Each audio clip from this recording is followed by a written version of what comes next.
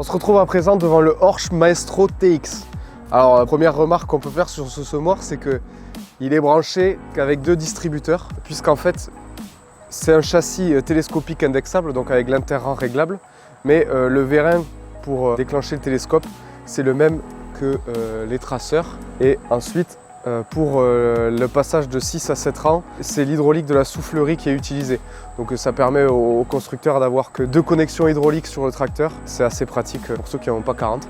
Pour changer d'interrang, vous voyez ici on a une glissière avec des perçages. On soulève et on change la bride de position. Et il y a un autocollant pour nous dire dans telle position tu seras avec tel ou tel écartement. Sur cette trémie Ferty, donc 2 distributions avec coupure sur toute la largeur ou sur demi-semoir.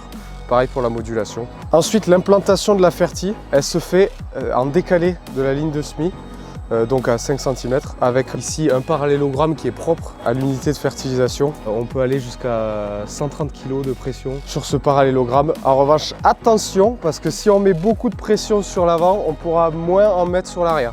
Donc là, il va falloir surveiller ce qu'on fait lors des réglages. Donc ici, on a un parallélogramme qui relie donc l'élément à la poutre.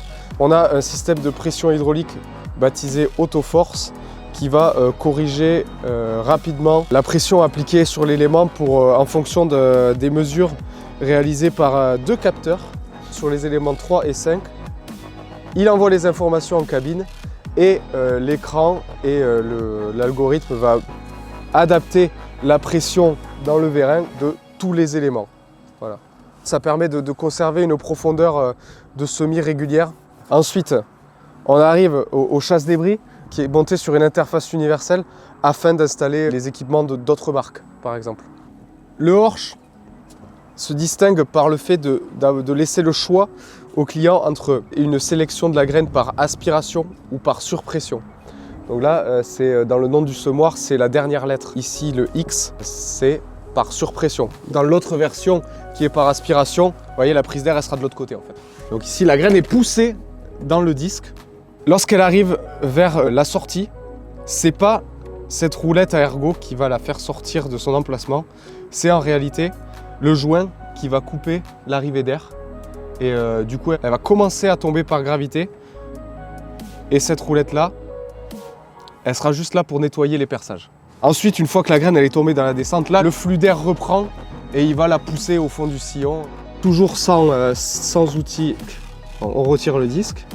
Et ici, sélecteur par couloir, donc pas de réglage, juste lorsqu'on change de semence, on change de sélecteur.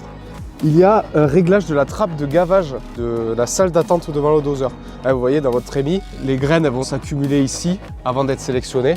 Et Horsch ici propose un réglage de l'ouverture de la trappe entre la trémie et le compartiment doseur, pour éviter qu'il y ait trop d'attente ou d'accumulation devant le doseur et de gêner sur la sélection. Le doseur de semences, distribution électrique sans renvoi d'angle, ça permet de se passer d'alternateurs et autres équipements de transformation électrique sur le semoir. On puise directement sur le tracteur via la prise isobus. Alors le microgranulateur, distribution électrique aussi, ça permet, comme pour la semence, d'avoir modulation et coupure de tronçons rang par rang.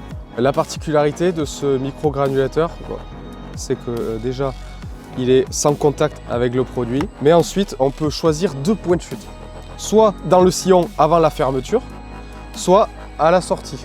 On passe d'une sortie à l'autre en enlevant la goupille, hop, je le passe comme ça, je remets la goupille. Et sachant que la deuxième sortie, si on veut, on peut abaisser cette plaque-là qui fonctionne un petit peu comme un éclateur.